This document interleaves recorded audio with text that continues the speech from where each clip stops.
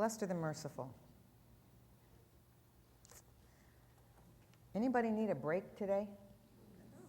You deserve a break today, so get up.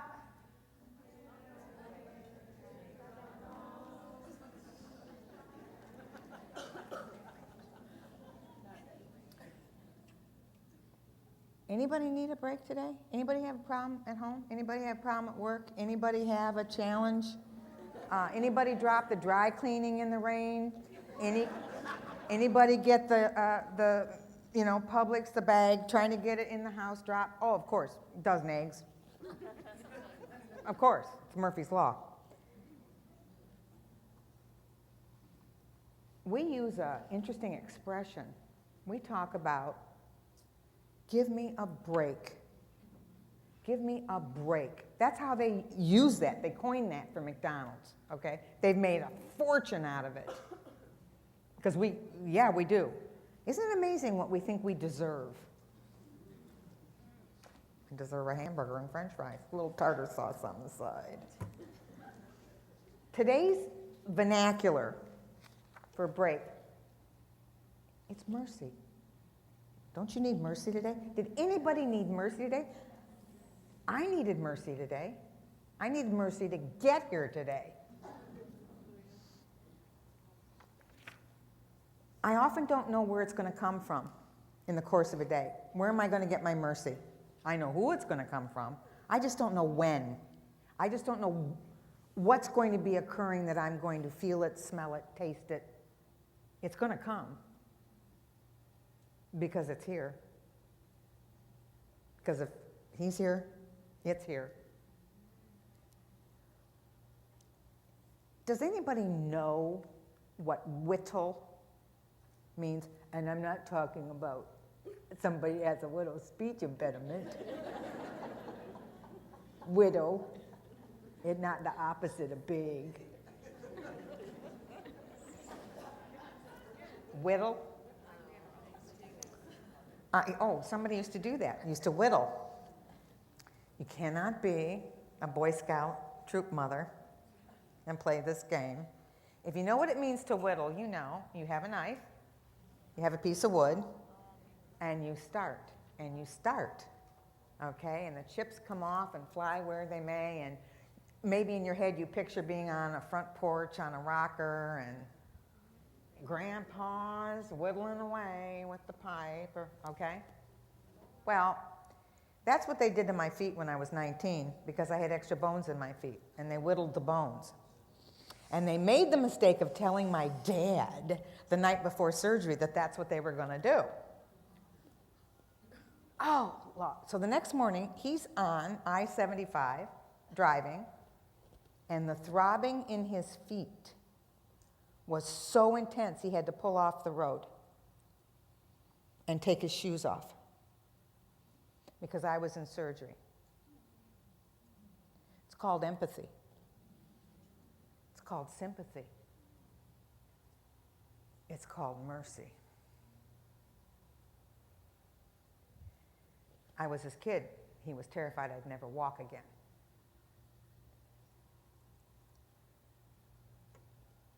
How many of you had husbands that when you were pregnant, they gained weight? Their ankles swelled. It's called sympathy. It's called empathy. It's called mercy. They saw it through your eyes. Mercy. What is it? God doesn't give me what I deserve. That's it in a nutshell.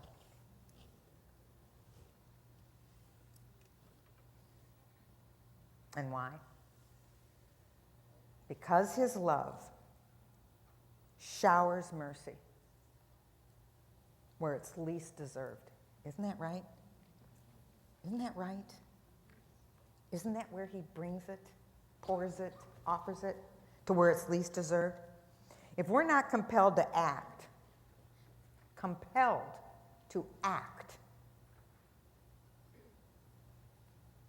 how can we love? I don't know how many of you know that love is a verb. Okay? Jumping, dancing, sliding, running, swimming. Verbs. Verbs. Clapping, waving, seeking.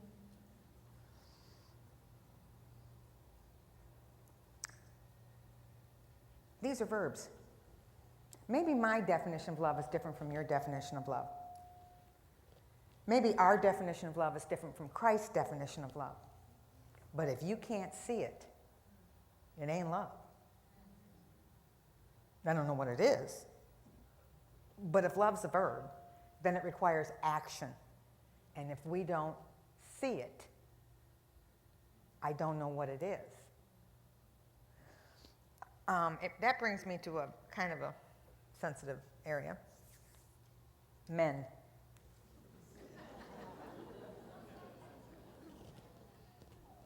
Ever notice how they want to fix everything you're telling them? You come home and you start telling them about your day and they just want to fix it.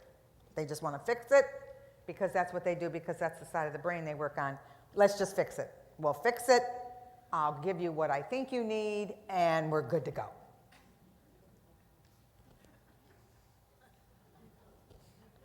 I once said to Joey, don't give me what you think I need. Give me what I ask you for.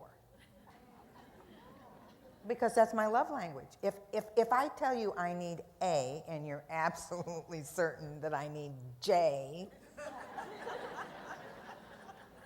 and I can't get to A no matter how hard I drag you there, and you keep moving me back to J, and you call it love, I'm a little confused.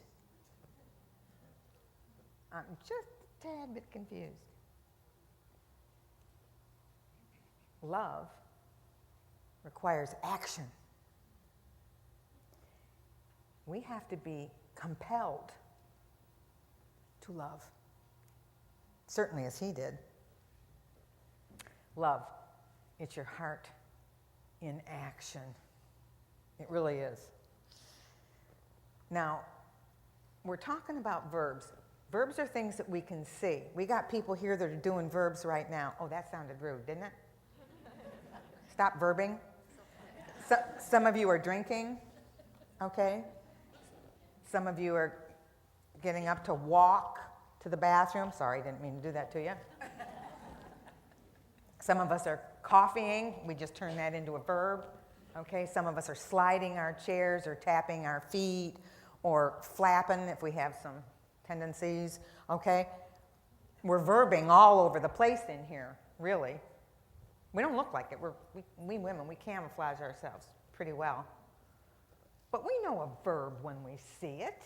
We're bright women. Anybody in here not know a verb when they see it? Okay. Well, what I want you to do is, I want you to be prepared for anything right now. And I want you to trust me. I want you to close your eyes, because we're going to go on a short but poignant trip. We're going to tune everything out for a second, but just this moment to reflect on verbs. On verbs. Kind of like that clanging bell.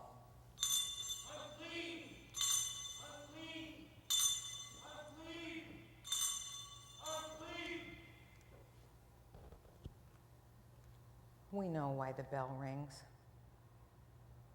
We know the problem, and we don't want to be anywhere near it. Are you kidding me? Who's got some penicillin when you need it? And shouldn't somebody do something about these guys meandering all over town anyway?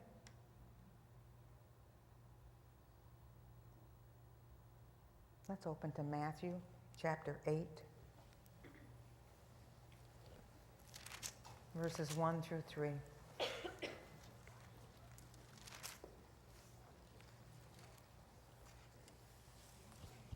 We're going to camp here for a while. The Lord's had me here in 3 verses for 2 weeks.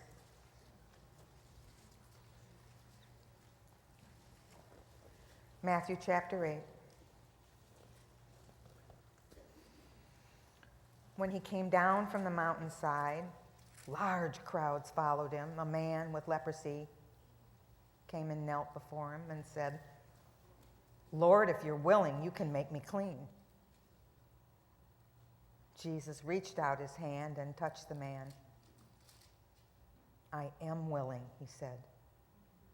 "Be clean." Immediately, he was cured of his leprosy. We're going to look at that for a couple of minutes. This is an incredible man whose life had kept him in the shadows. Lepers were never seen in the daytime. If they went around, they had to announce everywhere they went, ringing bells, shouting at the top of their voice, "Unclean! Unclean!" So you could get away. You didn't want to be anywhere near it. You certainly didn't want to look at it. Disgusting. And they knew that that's how you felt about them.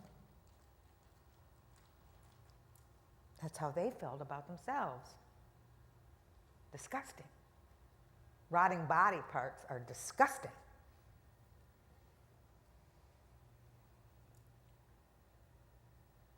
This man came out of the shadows and walked right up to Mercy. Honored him, called him Lord, said, "I know you can." Anybody here have that kind of faith in broad daylight? With your flesh falling off your bones? When people are looking at you, terrified? Terrified. Lord, I know you can if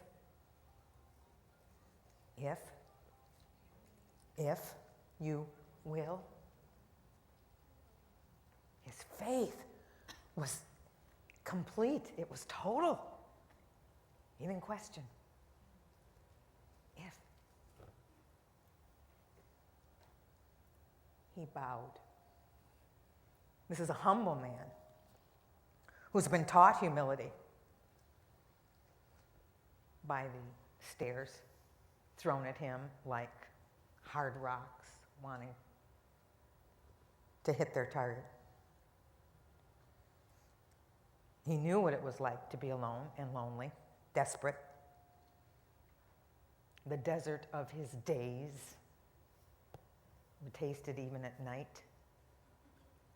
He couldn't get away from himself, and he couldn't buy a fix. Only death would do that. He came in broad daylight, in front of everybody.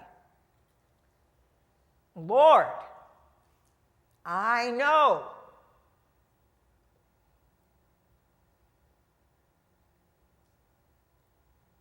And Jesus said, I am willing. Because mercy always is. Mercy is always willing. And then he did what I so often don't do. He reached out and touched death. But who better? Who better to rescue the leper from death than the one that conquered it? Who owns it, holds it in his right hand, and says, no more.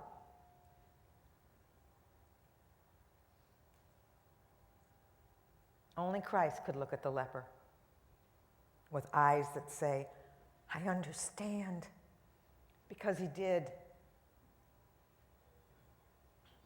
Because we have a high priest who knows who we are and whose we are.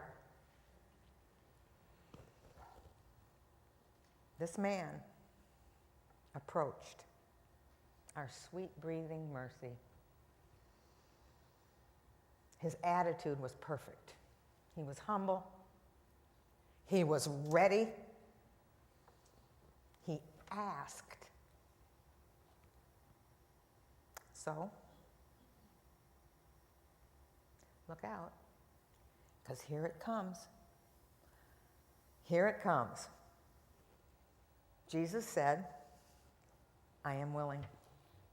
How long did it take him to be healed? What was the word? Immediately. It takes you longer to say it than for it to happen.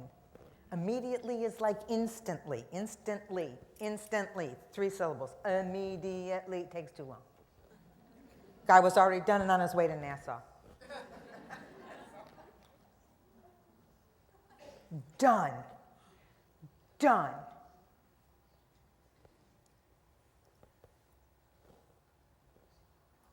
Perfect. From head to toe. Done. Healed. It never would have occurred to me to ask Jesus, well, why wouldn't you be willing? The way the Holy Spirit sometimes asks me why I'm not.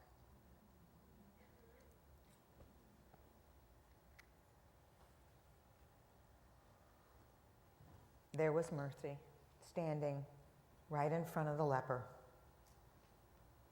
Mercy in all his splendor, in all that he is, which is exactly what the leper, this man, needed. Mercy. Mercy. Mercy.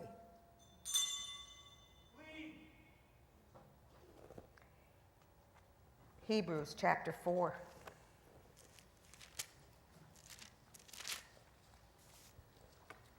Hebrews chapter 4, verses 14 through 16.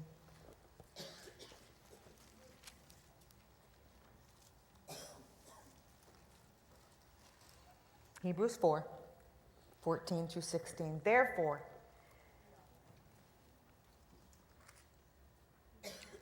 that should be 14. I'm sorry, 14 through 16. Therefore, since we have a great high priest who has gone through the heavens, Jesus, the Son of God, let us hold firmly to the faith we possess. For we don't have a high priest who's unable to sympathize with our weaknesses, but we have one who's been tempted in every way, just as we are, and yet was without sin. Let us then approach the throne of grace with confidence so that we can receive mercy and find grace to help us in our time of need. Our Lord over all was laid open and bare, over every struggle, every pain, every illness, every ache, every deformity, every hurt. That Lord, that same very Jesus, is the only one who can truly say, I understand. And he does it with his eyes. His eyes reflect the very healing, empathy, and mercy that would silence the bell and restore the future to wholeness. And that's why we call him our high priest. He's lived it. He knows it. He owns it. The leper asked. The leper had faith. The leper trusted. And the answer came. The answer was right in front of him all the time. It's right in front of us all the time. Now, if that had been me, and he'd asked me if I was willing, I'd ask him to give me just a minute, because I got a couple forms I need you to fill out. And I got some questions I want to ask, and I want to make sure that we don't end up back here. So let's take a look at what got you here in the first place.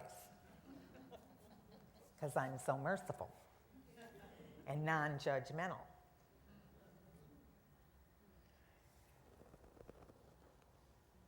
I mean, if you want a miracle, it's going to cost you a little something. I need 10 good references. At least. They need to be prestigious, and they need to cover your back in case you fail again. Don't we blame one another for the messes we get into? How many of us have gotten into the mess in the economy where our houses are upside down? Don't raise your hand, it's rhetorical. Our houses are upside down. And, and we don't want to answer the phone every time it rings. We're like, oh, please, Lord, please. And it's just a neighbor telling you your house is on fire. But you won't answer the phone. And we go through life looking at people who have made some bad choices, interesting choices, not always healthy choices. And we judge them, and we slam them, and we nail them, and we sit there with a smile on our face, and I just look like I'm loving you, but I know why you're doing it. It's your own fault. And boy, now, you got what you deserve. And I'm such a devout Christian woman, I'll pray for you on Sunday. We are so hard on one another. Meow, meow. We women are so catty. I mean, have you ever known anybody who gossiped and it was something nice? That's not what gossip is. Gossip is not nice. Gossip isn't meant to edify and build up somebody. There's no mercy in gossip. There's probably no love in there either. Remember the verb? Remember the verb thing? Okay. There's probably no love in there either. We have a tendency to look at one another with some pretty sharp eyes, hard eyes. That's not how Jesus looked at this leper. And he touched him too. He wasn't worried about getting it.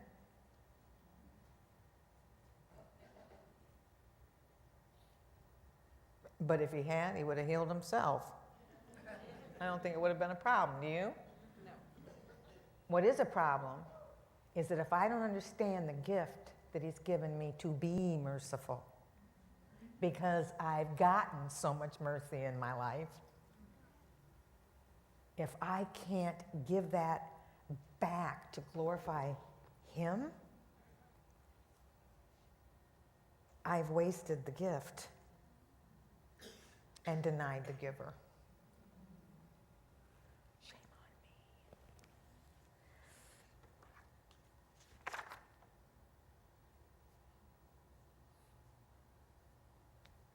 There's an expression, one more thing is going to break the camel's back. Anybody ever use that expression?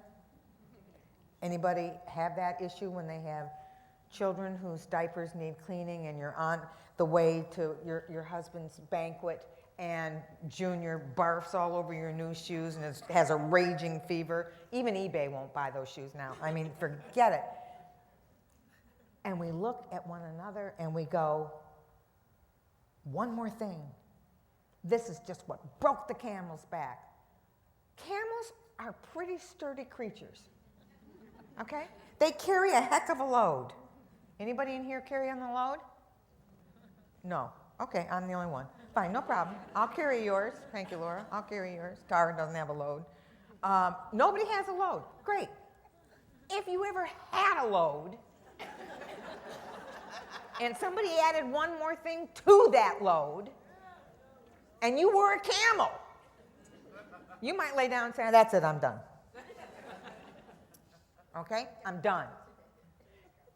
Because we do say that. Because we get to a place where we are just here. Oh, that's the deaf sign for full. Okay? Come on, you can do it. Here. Full. Look. Babies learn that sign. When they're less than a year old, they'll go. They don't want any more food. They're done. They're done. Okay? Well, sometimes in life and you got to be careful. You don't want to flip that out. Up, but you got to watch your hand positions here. They're Italian expressions. We have to be careful. How many Italians are in here? Well, a couple of you got that. Okay. So we get fed up and we get full. Sometimes we get fed up and full of ourselves. And I get fed up with myself when the very gifts that I've been given, the very verbs he's created for me to act on and to enjoy in my life, I'm sitting dormant. I'm not sharing them. I'm hoarding them. I'm keeping them for myself. I'm too old for that. I know too much about him. And I want to know more. And I want to live more of him. And the only way I can do that is to realize that the mercy that's been granted and given to me, a diseased woman, full of religiosity and self, full of pride and ego, full of gossip, judgment, hardcore, rock-solid eyes, looking at you, certain of what motivates you. Because I can smell it. Because I'm a woman. That's what I offer him? That's what I return to the source, to the giver? That's what I give back? When you need mercy? When you come in your vulnerability and you risk a truth and you share a need you have? And I'm a little, maybe too busy, and maybe if you had done it a little differently, you wouldn't have that problem. We are sisters in this room. I am not called anywhere in this book. I am not called to love anybody the way I'm called to love you. And it's a verb. So if I'm not showing it to you, if I'm not giving it to you, if I'm not loving on you, if I'm not dancing with you, if I'm not edifying you, if I'm not encouraging you, if I'm not looking at you, you need to come and tell me. Teach me how to love you. Your love language. I mean, Joey knows. Don't give me what you think I need. Give me what I'm asking for. Okay? So now he cleans out the dishwasher. Now I have to tell you about that. Seriously. No, really. It's a real love gift. I'm not kidding. Before he had his stroke, I used to tell him, I hate cleaning out the dishwasher.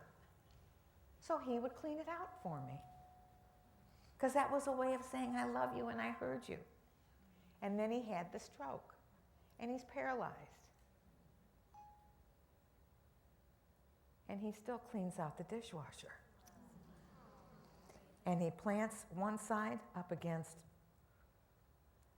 one sink. You get it. Yeah. It's pretty. It's pretty. Love is pretty. Most verbs are when they're full of mercy and love. We have the language we need to talk to one another.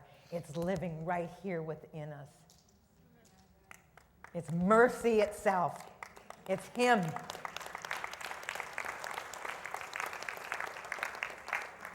I want his language to be my language. And if I'm not showing you mercy, show me enough that you love me enough that you will come to me and you will take the risk of saying, Marty, you got a second? Do you have a second? There's a woman here. Every week comes up to me, every week, and says, could I have a hug? No.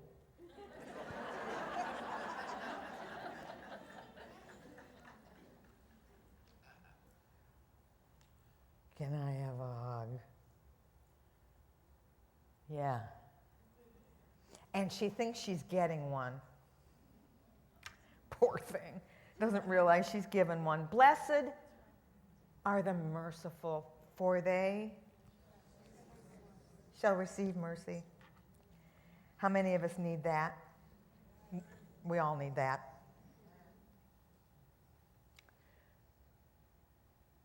Don't feel like it.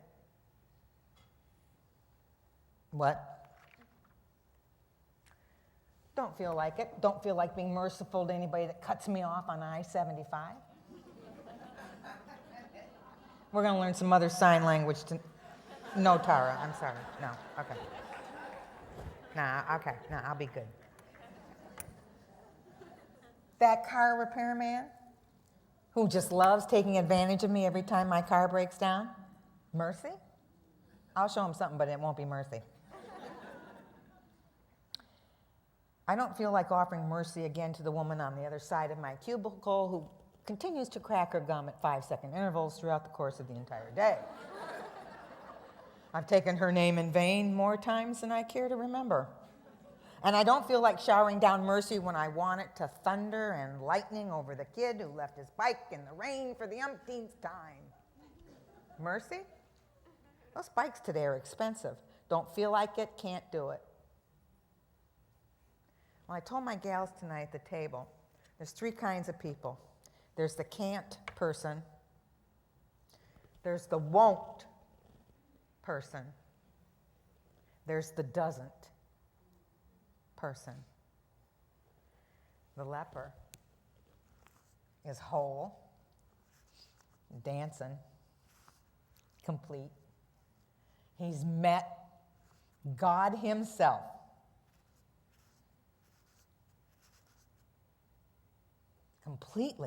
Completely one with Christ.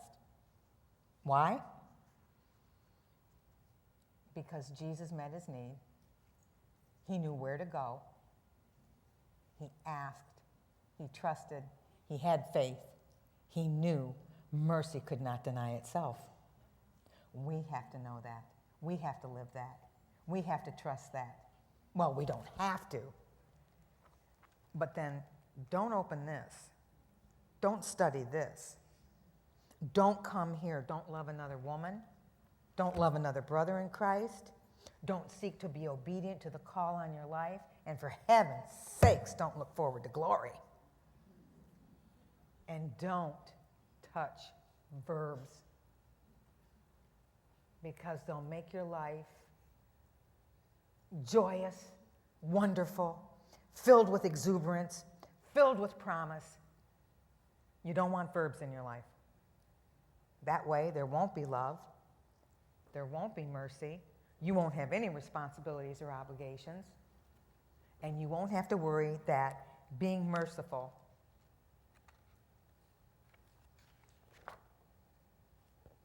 is where the kingdom of God reigns. We're going to be there one day. For those of us who are going to completely ignore everything I just said. We're going to be there one day. And I cannot believe that there's not music in heaven. We know there is. I cannot believe there won't be dancing. I know there is.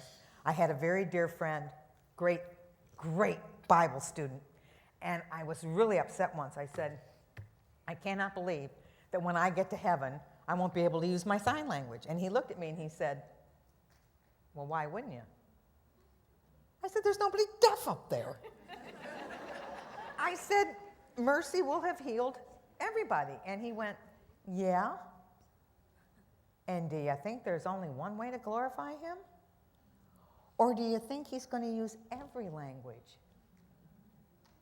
Every language of wonder. He said, you'll be signing. And don't be surprised if he walks up to you and says, welcome home, Marty. I love you.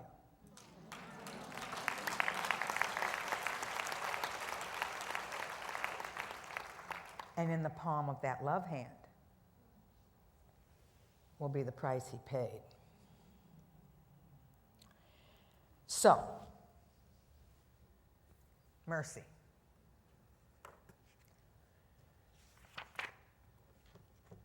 It's up to us. We have it. We have it. We have him. Tomorrow morning on my way to work, I'm going to pray for that woman and the gum. I may bring her a slice.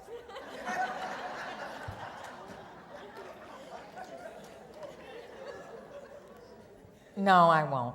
I'm sorry. That's reinforcing really inappropriate behavior. But you get my point.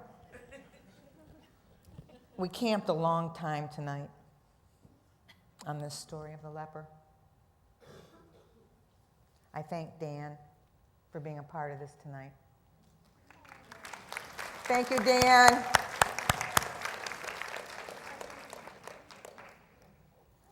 I cannot even imagine what it would be like to go through life anymore without my sisters. Reflecting back the very love and mercy that lives and resounds and fills them. I think on Tuesday nights, when you come in here, you're ready. You're expecting a miracle. That leper wanted one. He got it. And for 2 weeks, I've been living, seeing him as he came, and then as he left, healed. And I think he danced. I think he danced. Could I ask you to stand for a second?